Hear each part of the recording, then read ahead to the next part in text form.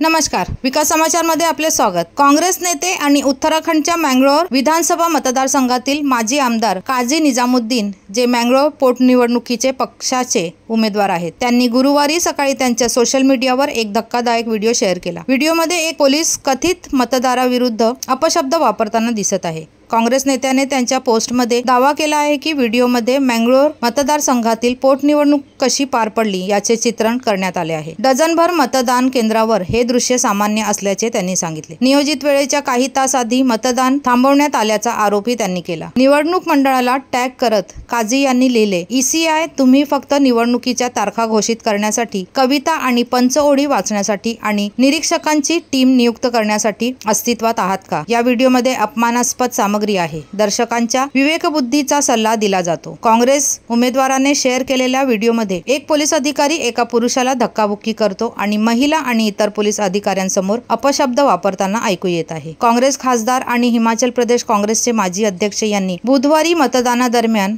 मतदानाच्या दिवशी गोळीबाराच्या घटना घडल्याचा आरोप केला। भाजपवर हल्लाबोल करताना त्या म्हणाल्या, निवडणुकीतील संभाव्य पराभवाने घाबरलेला भाजप जनतेच्या हक्काच्या ठेचून लोकशाहीचा गळा घोटण्याचा प्रयत्न करत आहे। भाजपचे नेते सत्तेच्या लालचचे पोटी कितीही मर्यादा ओलांडू शकतात, पण घाबरून जाण्याची गरज नाही, कारण सत्याला कोणीही रोखू शकत नाही। आमचा लढा अन्यायाविरुद्ध आहे आणि आम्ही जिंकणार आहोत।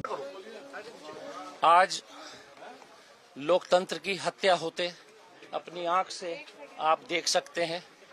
यहाँ पर असामाजिक तत्व खुल्ला फायरिंग कर रहे हैं और गोली लगी भी बाहर सूचना जो है, लाठी डंडे के खून के निशान आपने देखे भी हैं।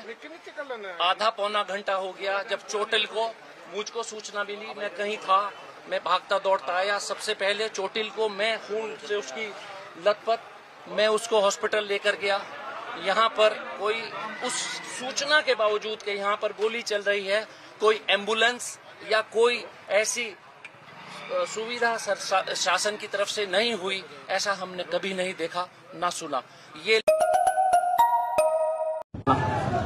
ये देखिए, आधे घंटे के बाद मैं पहुंचा हूं लगभग।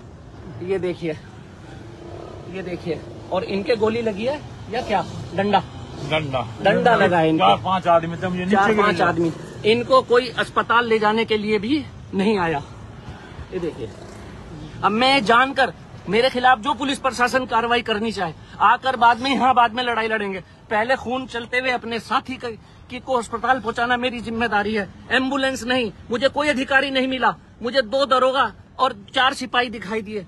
पता है बहुत देर से गाड़ियां दौड़ रही हैं सड़कों पर, मीडिया को सड़कों पर गाड़ियां दौड़ते दिख रही हैं। मौका वारदात पर कोई नहीं, नामजद लोगों का नाम बता रहे हैं कौन गोली चला रहा है, लेकिन कोई सुनवाई नाम की चीज इस अंधेरी नगरी में नहीं हो रही है।